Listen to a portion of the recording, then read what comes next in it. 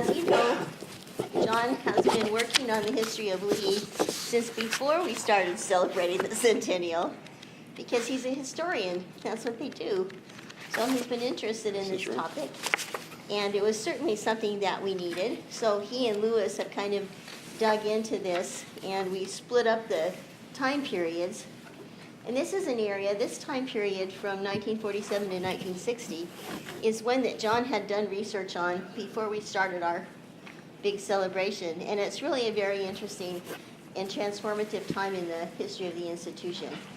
Becoming a liberal arts college, the transition from a strict Bible school to a college on its way to being accredited. Mm-hmm. So, John, take it away. I'd done the research. It turns out I hadn't actually written anything, which, as we know, are two very different things. So I had an idea of what was happening, but I hadn't done the work of actually putting on papers. So much like our students over Easter, I was writing furiously, because for me, at least, as a historian, that's how I tend to process things most effectively, is to actually write them down. Also, like historians, I usually start with a thesis, right? I make an argument. I'm not going to start with my thesis. I always tell my students, there's no surprises in history books. You read the introduction, they tell you what the end is, and then they prove to you, right, that they had the right idea. I'll skip that part. I'll come to the thesis at the end, but I don't want to tell you ahead of time the end of the story. I want you to sort of work it through with me as we go. This is still very much for me a work in progress. I'd done one aspect of this history, but I decided to look at another. So we're going to look at the period 46 to 60, and it's an interesting one because in 1947, everybody probably knows, the Church of God's Bible Training School moves from Sevierville to Cleveland, and we get a name change to Lee College. As I have to tell everyone that I run into, that's not Robert, right? That's Flavius Josephus, and they say, what? And it makes for a good story. And when we made the move in 47, the school, there was immense promise in the air. The school had done well in Sevierville. It had grown, it had added students, it had added faculty, it had added programs. And by the time we moved to the campus here, we had, numbers, I have to be honest, are tricky in this period. I have reported numbers. I think they're vaguely correct, the ones I have. They're at least consistent in how they're counted, but about 630 students and about 27 faculty members in Sevierville. So it had done well. In 1960, in the fall, 344 students were left. This is, to me, there are two crisis points in Lee's history. And this is one of those points of crisis. If unchecked, it would have closed us. So this is a very, very near thing that takes place. The Church of God will have to actually give us a large sum of money just to keep the doors open. So we are right on the verge of closing.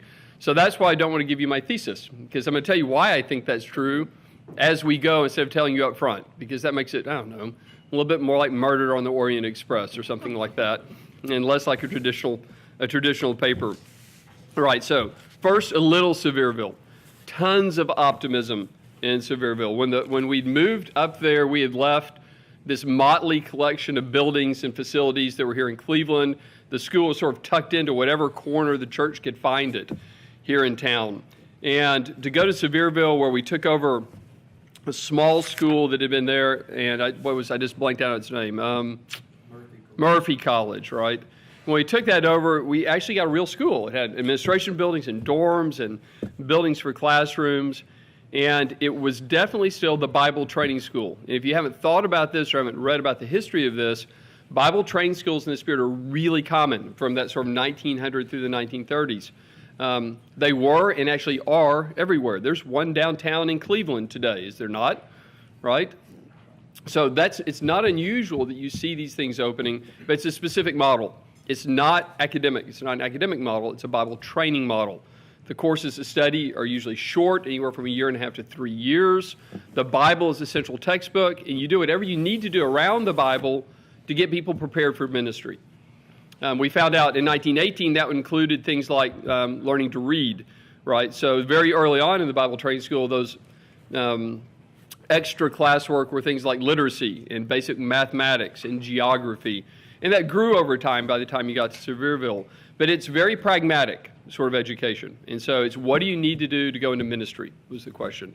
And in Sevierville, we had the religious education division. That's the traditional Bible training school model. We also had correspondence courses. You know how much I love distance education, but we've been doing it since 1919, it turns out. We had a high school. We had a commercial division, which did like typing and shorthand.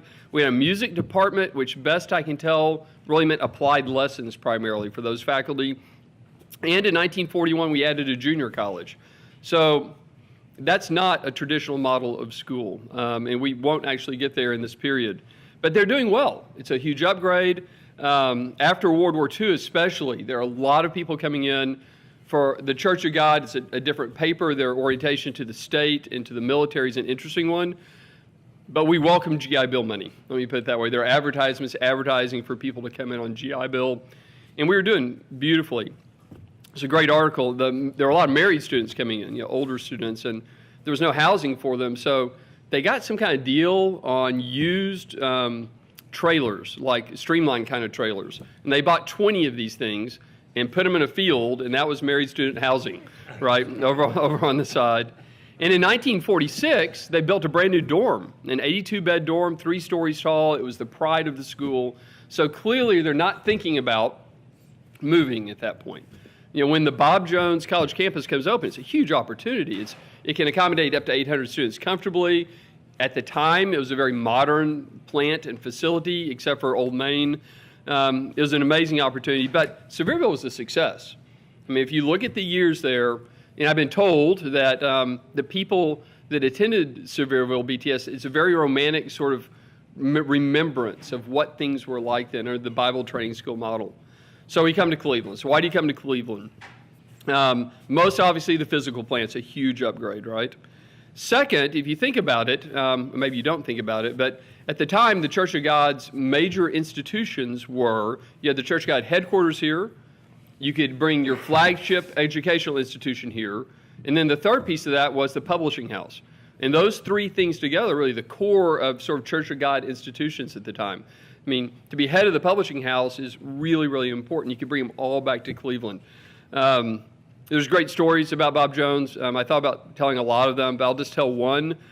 When we bought the campus, Bob Jones sold us the campus, but we had people here looking at it, and the people from Bob Jones were taking the sinks off the walls, and they were going to take them with them. And we said, Lee said, no, that's part of the sale. And he said, no, I just sold you the buildings, and not the fixtures. And we actually had to go to court to get Bob Jones to leave the sinks and toilets and things, so he wouldn't take them with him.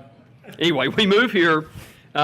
This is important. I mean, the Church of God at this time, Lee is not a distinct entity. It's a branch. It's a division of the Church of God. They share personnel.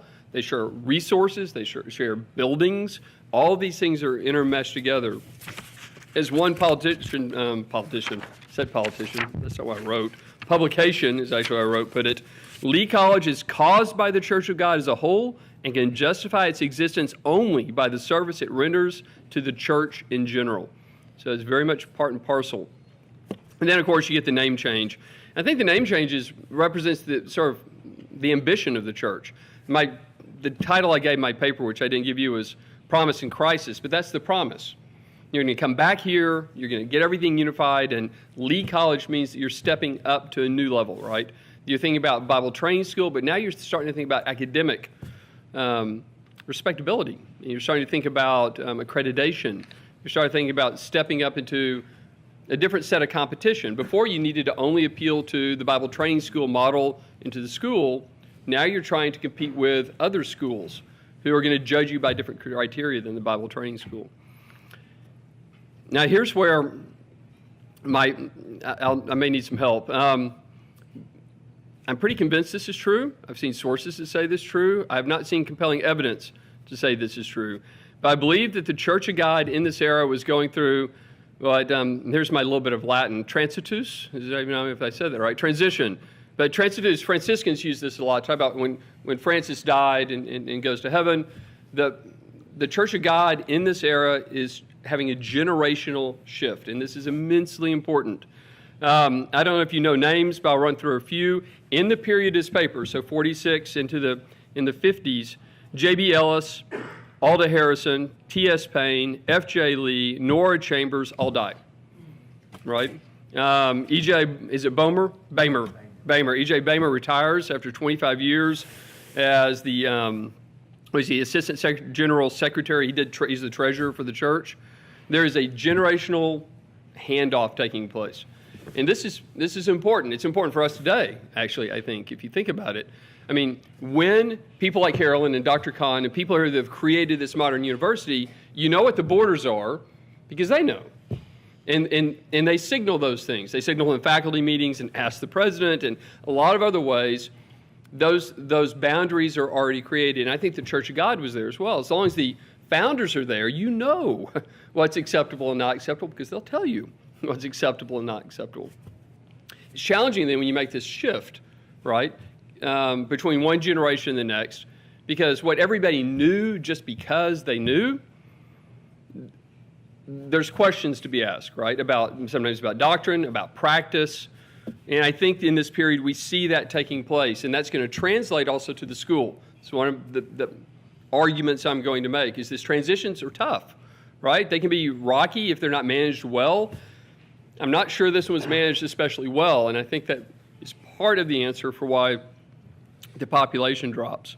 So this sort of collective memory, authority, leadership, all those figures that define church culture, all the boundaries for behavior, some of these are written down, right? But these people come from even a particular demographic, which we can talk about. But this is that primitivist, holiness lifestyle, right?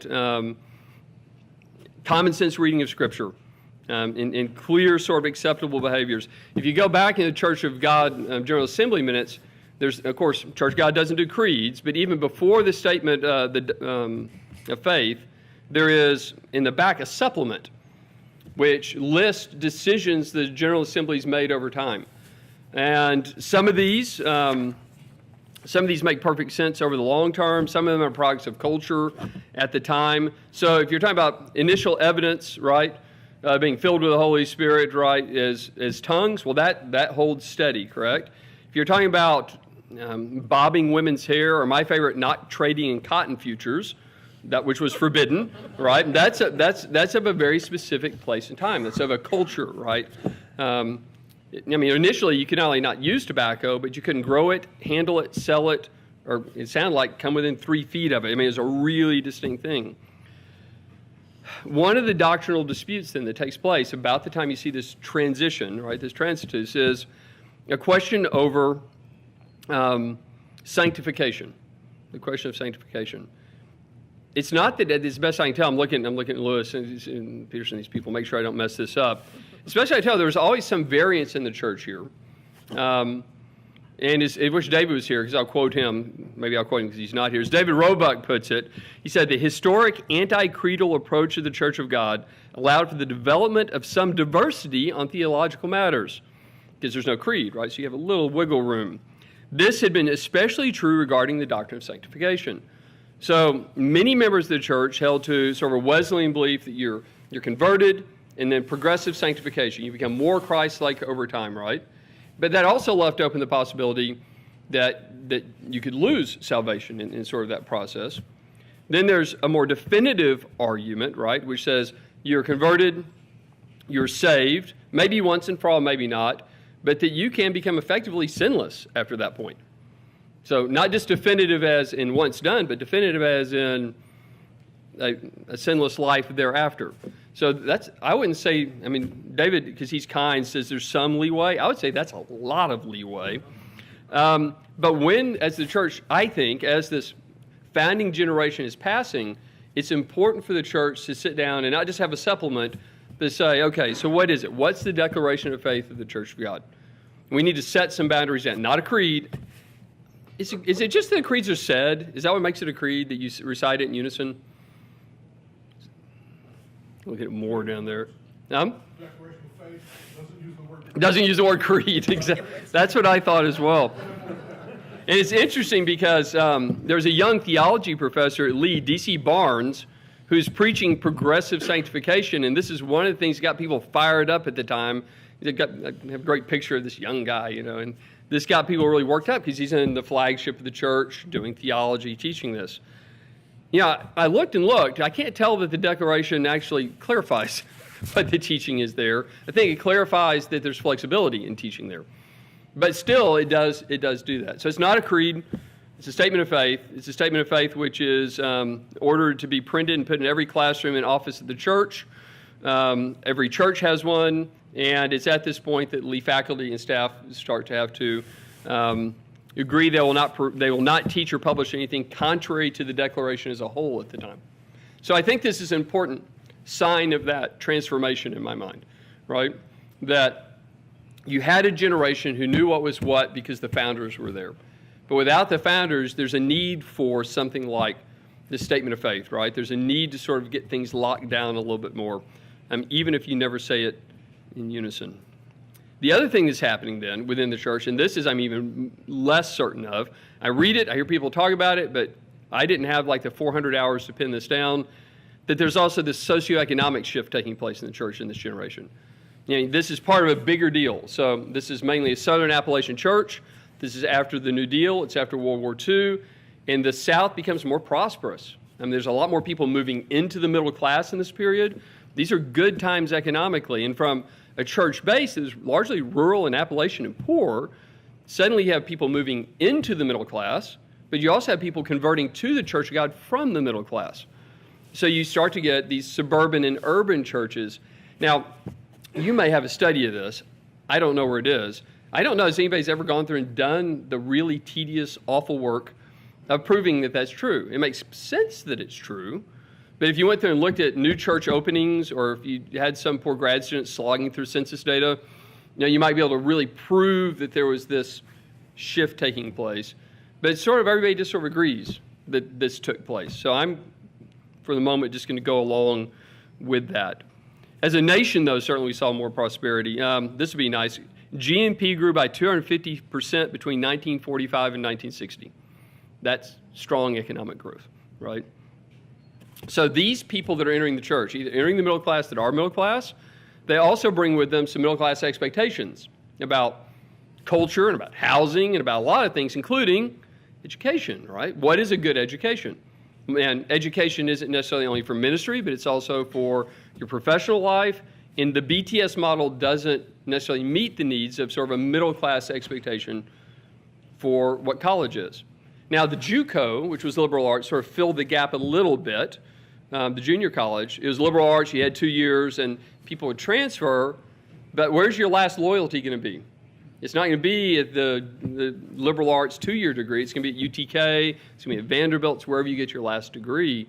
And this helps explain sort of a shift that takes place in the school.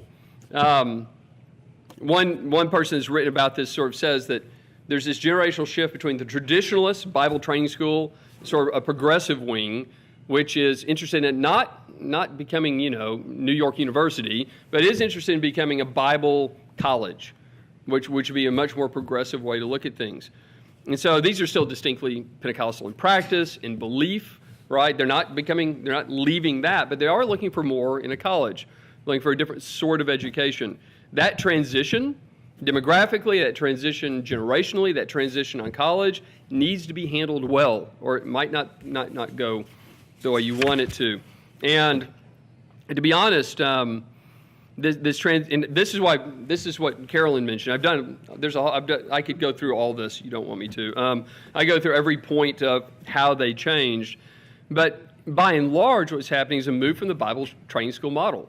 They're moving away from that religious education model. They're going to move away from the high school, and they're going to move towards a unified sort of experience. And that's different. Nora Chambers said, the object of the Bible school is to train young men and women for Christian service and to understand the plan of salvation as revealed in the Scriptures. That is the reason you exist.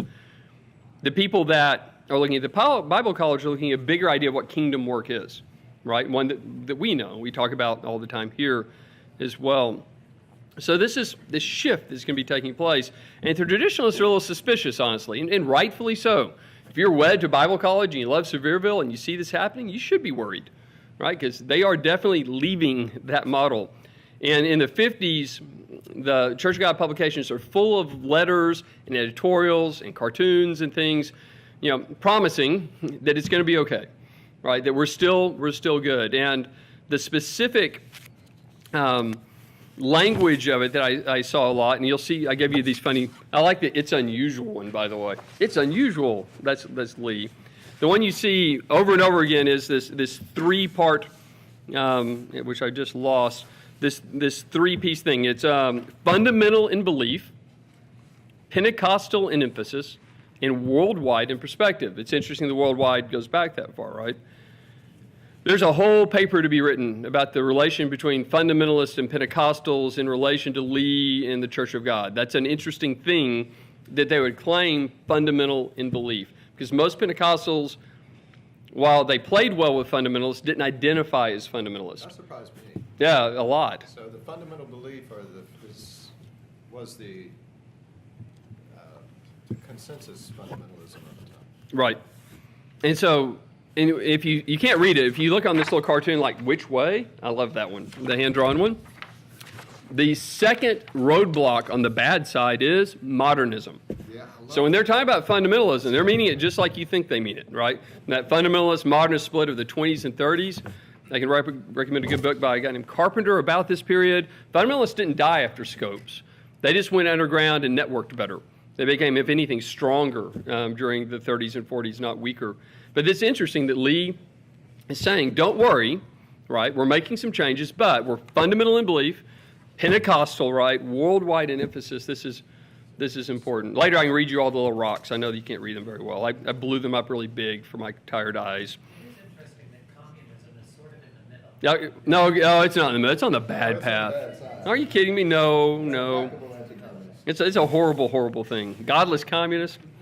I shouldn't have shown you that. Now you're all going to stare at the picture the rest of the time. Communism are two sides of the same coin. That's what they think, anyway. That's what I think. Don't get Chris started. Don't get Chris started. Okay, so this is important, all right? This transition, this transitive sort of thing that's taking place. And the suspension, like I said, is fair.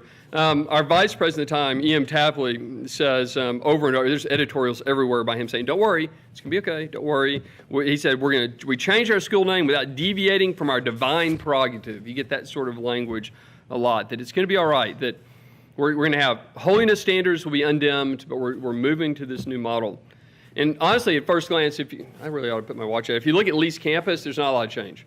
That is, if you look at what it looks like just externally, it looks pretty similar. And this is a little bit of what I talked about if you're here back in January. Whenever we were back in January, the three of us were talking about this, that the Pentecostal holiness thing is in place.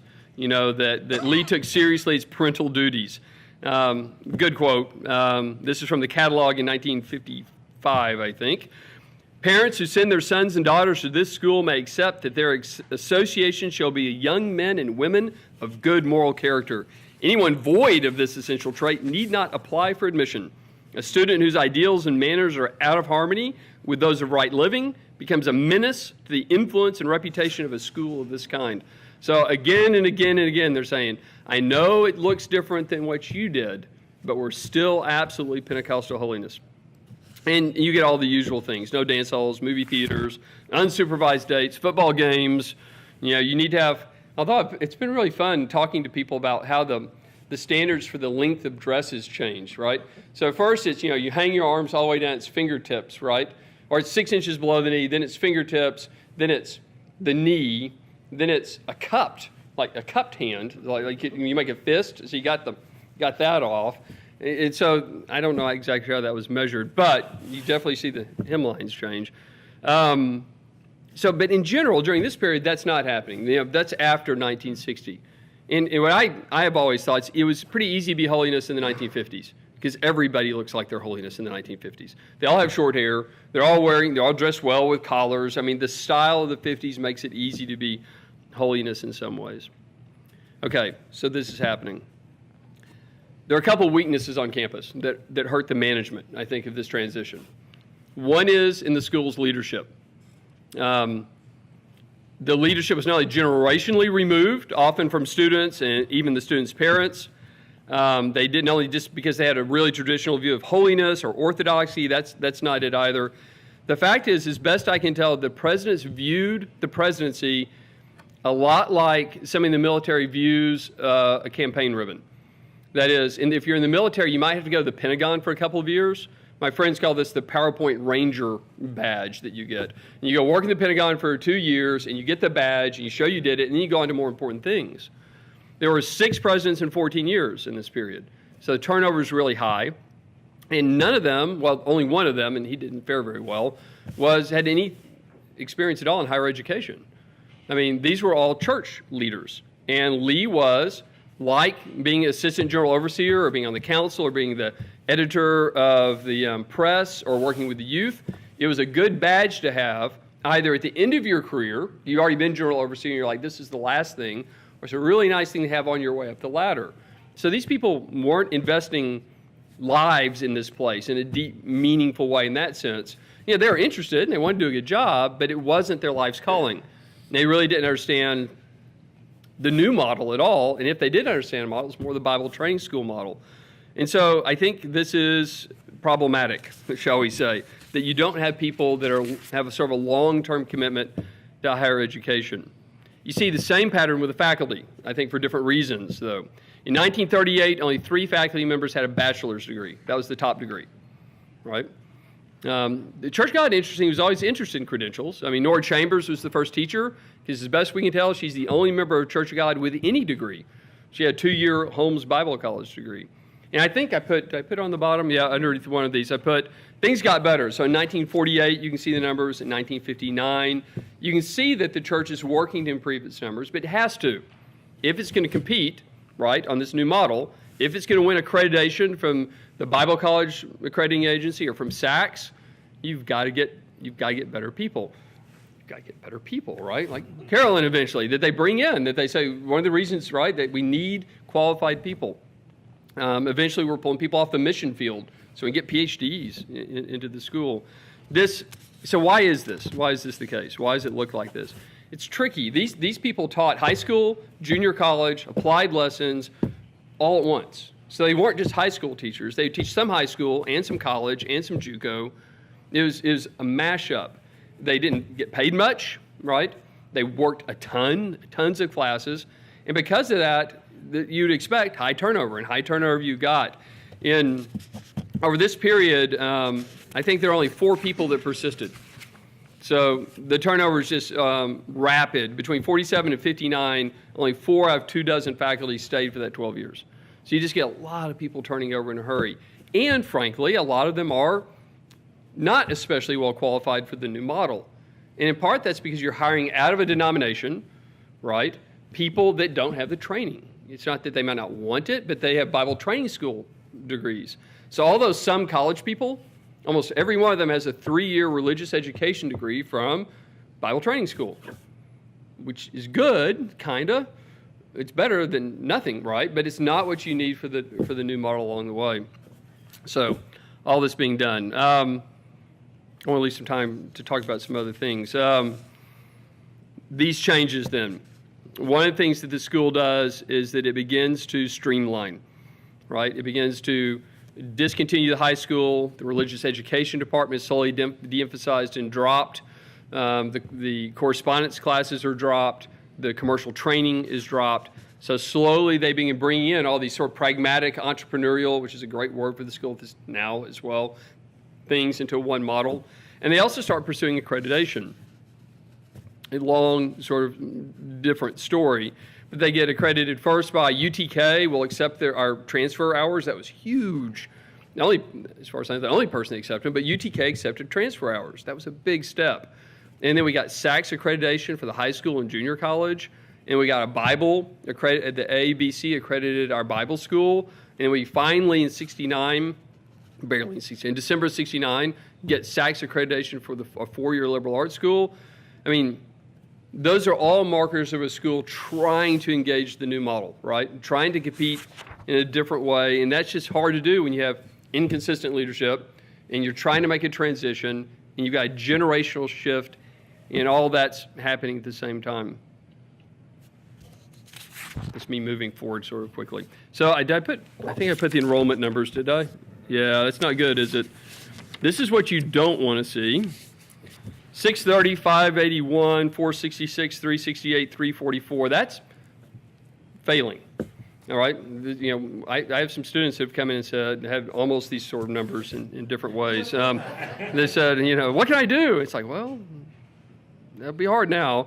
But this is the school getting ready to shut down. I mean, we are in crisis by the time you get to 5960. Church got appropriates $30,000. I got out one of those cool inflation calculators. It's about 260 grand they gave the school in today's dollars to keep it open. Right? We couldn't even afford to pay for the Saks team that was coming to visit. We couldn't afford to take care of them, like put them in a hotel. So they made a separate appropriation so we could pay the Saks people who are coming in at 59 to talk to us about accreditation.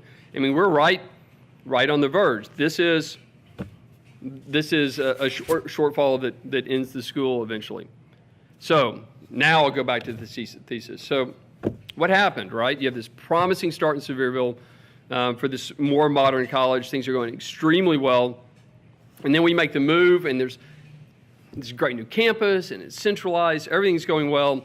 I think so much of this comes down then to a generational shift in the church, both in leadership and expectations for the school, and the shift from BTS to the Bible school, from inconsistent leadership, from faculty who are struggling with workload and credentials. In a way, it's a perfect storm that causes people to say, would I rather go to an unaccredited Bible college in my home denomination or UTK? And for these middle-class people that have new expectations, the answer too often was UTK at this time instead of coming here. And this like I said, this puts us at enormous risk. You will also note the last number on that. No, well, I didn't put the last number on yours. I cut it off so it would fit on the page. Student population 1963, 646. So things turn, right? And my argument would be that the first tenure of Ray Hughes does that, right? That in terms of really important presidents, not second, first, this would be the 60 to 66 version, that he doubles the number of students and builds 3 new buildings in 6 years, which is astounding, right? And it's that leadership. I will say, though, while he was here 6 years, he's also using on the way up the ladder, right? So he'll eventually be general overseer before that sort of less,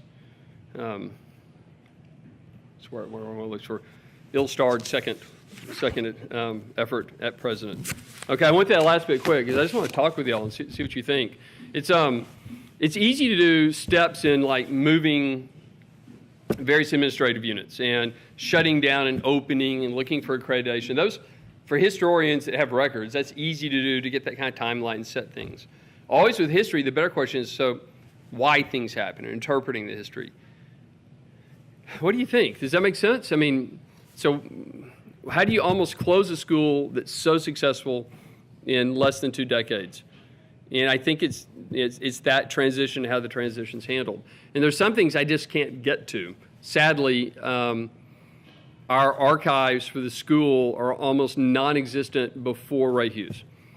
So after Ray Hughes, all the way through the 80s, I can access all sorts of letters being written to and from the president.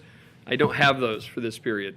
So what you're having to do is assume some things and read between lines and look at public statements more than you're looking at private. There's a few faculty meeting documents, but there's not much there. There's some, of course, the General Assembly minutes and church documents. I don't have a question directly related to that, but you brought up earlier that the Church of God's decision to have a statement of faith. Yes. Do you have any inkling about the role of the university in potentially pushing the denomination? Does the school have enough clout or enough of a catalytic sort of power to actually prompt them to want to start thinking about a statement of faith? It could be, oh, we've got rogue theologians teaching in our school, so we're worried about this. It could be, we have people who now care about doctrine more because they're more highly educated or something like this. And certainly, if That's a good the question. presidents have that sort of connection to the hierarchy of the Church of God, then, I mean, is it possible to suggest a influence on the Church of God? In general, and I know this may not be entirely popular, I argue that in those senses that Lee tends to follow the church more often than it pulls the church. I think that we err on this side of caution and of tradition at Lee in terms of theological, it's doctrinal issues especially. So back in January, I argued, for instance, with holiness standards. We're upholding holiness standards that most families had abandoned like 10 years ago, and we're still holding them at Lee because there's a part of the church that still holds them, and we want to be really careful that we're not getting ahead of the church. So that's what I'd argue doctrinally. Evidently, D.C. Barnes made a splash, though. So whatever he did was big enough to where it was a catalyst maybe, or maybe it was the last straw that helped push this into that. Yes, I seem to remember an argument that David Roebuck has made, that what happens about the time that the church starts talking about a declaration of faith, the church joins the National Association of Evangelicals. Just before 1943, founding member. Yeah. That's a huge influence, impetus to make that move. I think that's key in seeing what other churches are doing. Sanctification was the main issue that led to the Declaration of Faith. There's 14 statements, and they were actually never completed. There's supposed to be more statements, but it never carried on. But it's a lot of it hinges on what does the church believe about sanctification, because the denomination almost split between whether we were going to be entire or progressive, and the Declaration makes a statement that provides room for both of those. But D.C. Barnes was key in. He's the lightning rod. He's the lightning rod then. Yeah, it's interesting. Again, this is one of the fun things about the Church of God is that obviously extremely Pentecostal, but at the same time it does some things like identifying with fundamentalist and joining the NAE that you wouldn't expect from a Pentecostal holiness organization. And we're one of the founders. I mean, we were right there at the very beginning of the NAE. That's 43. Statements in 47. DC's doing his thing in 45, 46. So this is, again, but I think this is all part of that transition from when you just know, right? Because the founders are there to where you have a new generation that you have to define things a little bit more closely. And of course, I find this interesting because when we lose our founders of the university, we're going to go through a similar sort of thing. I mean, you know what Dr. Kahn thinks because he tells us, right? And he tells us in all sorts of different ways where the boundaries are and what you can and can't do.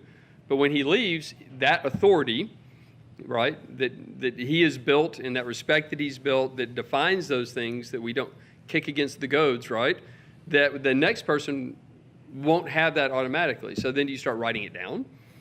It's an interesting question. How do you codify those sort of expectations? Or do you want to codify expectations? Ricky, and I'll get you I'm going. wondering too if some of that, opening up to evangelicals might have something to do with how key figures in the Church of God in that second generation of people getting educated attended some of those evangelical schools, since the evangelical movement was kind of ahead of Right. the Pentecostal movement in that progression. And it is true, you see some of the leaders taking degrees outside of the South, from that that version of what evangelical means is a Midwestern thing. That has the World Vision, it has the NAE, it has Youth for Christ. That's a very Midwestern, Wheaton, Taylor sort of thing. But we have people that are being informed by that for sure that are moving into the church. Yep. I'm sorry, Carolyn first. Let me get Carolyn first. Yeah, I was going to say, as far as the Lee influence or being influenced by or influencing, I think the Declaration of Faith was written by Dr. Slay, right, Ricky? Yeah, I think he headed the committee. Right. Lewis knows more about that than I do. He wrote the book, This We Believe, that fleshes it out for him, but he wasn't a key part of Yeah, that. I think because he's been attributed with some of the wording that has given us wiggle room over the years, but he was in and out of the Lee faculty. So I think I think Lee and the church were the borders were so porous that it's hard Yes. to say, well, yeah, he was doing that as a Lee professor, Right. or he was doing that as a member No, of that's fair. whatever committee. Yeah, it's hard to imagine for a modern Lee people how there really weren't borders.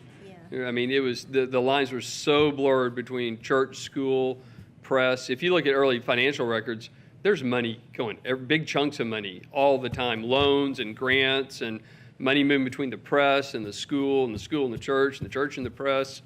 And so even, financial lines. One of the first accrediting agencies, the AABC, the Bible College, came in and said, that's not the way. I mean, the whole thing is that's not the way it works. You can't have a high school, college, commercial teacher.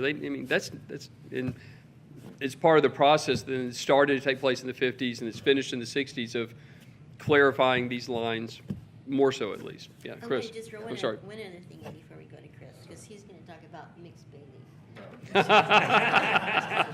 United Methodist Church, okay, mixed bathing in 62. Yeah. I knew it.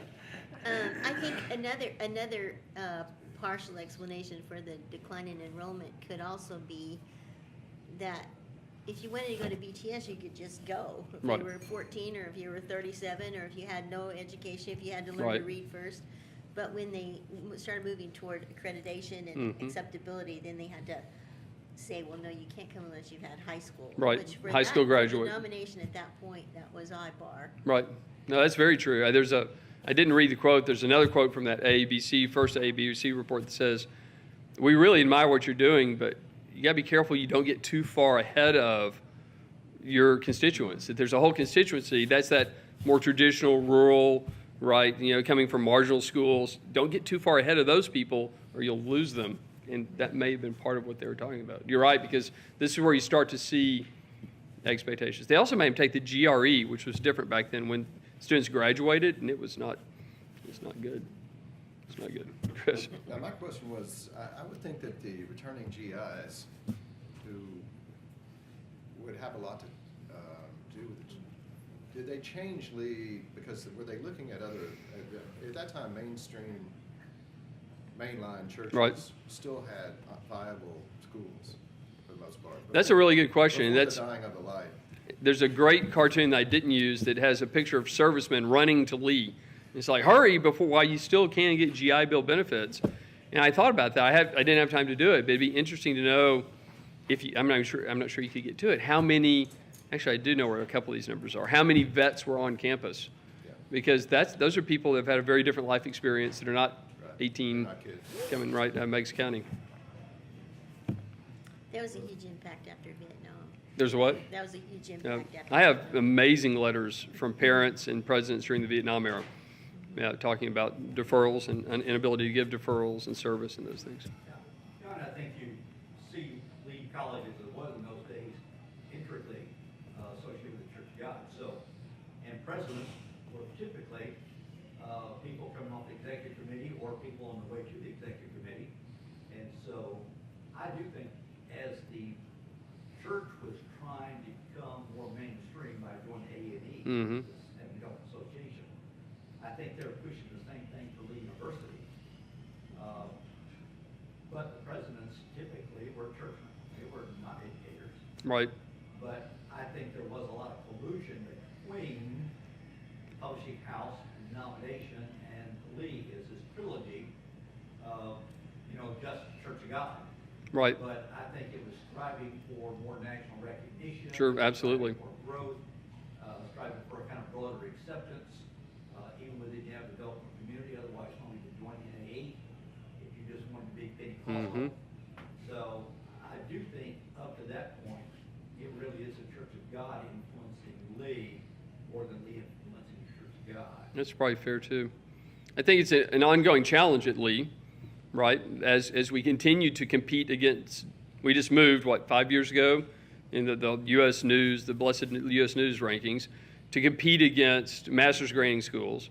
And so that's still an issue. How do we stay true to our mission, being an intentionally Christian school that welcomes people right, and also compete at a different level? And that's still a challenge today that we face. That challenge hasn't disappeared. It looks a little bit different, but it hasn't disappeared. And it's part of a much bigger sort of argument and critique about church schools and the life cycle of church schools that I won't do right now. John, Yep. do you think that this struggle during this time period was inevitable in terms of the decline in enrollment and as the school transitions? Or do you see any way that those acting at the time could have avoided be. I would like to think that professional educators, that this is what they did, could have managed it more effectively. It's just, you need people with vision that can sell that to faculty, and not just because you're Church of God, because this is how schools work, and to understand your kids. I mean, they're not professionals; they're churchmen, right? And you're right. I mean, you wouldn't expect anything else in this time. The one person who was sort of not really, but sort of a professional, had been the president of the junior college, and he was made president, and enrollment dropped even further, and they fired him, and he was it last or second to last president before they brought in Ray Hughes. And Ray Hughes they brought in not because he's a professional educator, that would be R.L. Platts, who I'm thinking of, and it was the person before Hughes, but because he had been in charge of the youth in the Church of God. And they thought, here's a guy that will connect well with that new generation of the people we're trying to recruit to come to the church. And it turned out that, in part, I think that's true. That was part of his success. And also it's part because this transition was largely accomplished by the time he got in. So he benefited from this process largely taking place. And then he was here longer and had a vision, and he was 36 when he became president. So all of you remember old Ray Hughes, you got to think 36-year-old Ray Hughes. And this is a young man, ambitious, and talented, that turns things around. He was also working on his doctorate. Right, he was, absolutely. And that's part of that new, and he's sort of sandwiched, right? So he was not the founders, but not the brand new one. He was sort of that transitional group. Not old enough to be old timer and not young enough to be part of the new generation. But being all those things that you said, very gifted, but very authoritarian. That's what I And understand. kind of pushed his agenda Yep. and got things done now. Some to the better, and But not during Hughes' administration, but I just know that, he's that way, and he can get things done. by the way, and he's 100% a progressive. I mean, in 1960, he's on the liberal end of the church. He's one of the guys that pushed the wedding ring, right? That said that it should be okay for members of the Church of God to wear wedding rings. So if you're pushing that puts you out on the progressive edge of the Church of God, right? At the time, right? It just shows you how generations change, right? Because when he comes back the second time, he's the super traditionalist next time around, 20 years later. I really think it's interesting when you look at the Brinsfield years, though, and you see this progressive, even with the faculty. These are the ones I call them the dreamers of dreaming what It could the be. junior college could be, ultimately become the college. And then there's this pullback or pushback from the church because it's too fast. The change Right. is happening too quickly for the comfort of the church. And that's where you get all the Lighted Pathway, which is sort of the youth magazine, especially. It's because they're not writing to the kids; they're writing to the parents. Is don't worry, it's okay. We promise. Just year after year after year of these things. Yeah. All right. Well, thank y'all for coming. I appreciate the opportunity to talk about it, and I appreciate Carolyn asking me and forcing me to do the work that I might not otherwise have done, which is really, really useful. welcome. Deadlines are very good. Thank you, guys.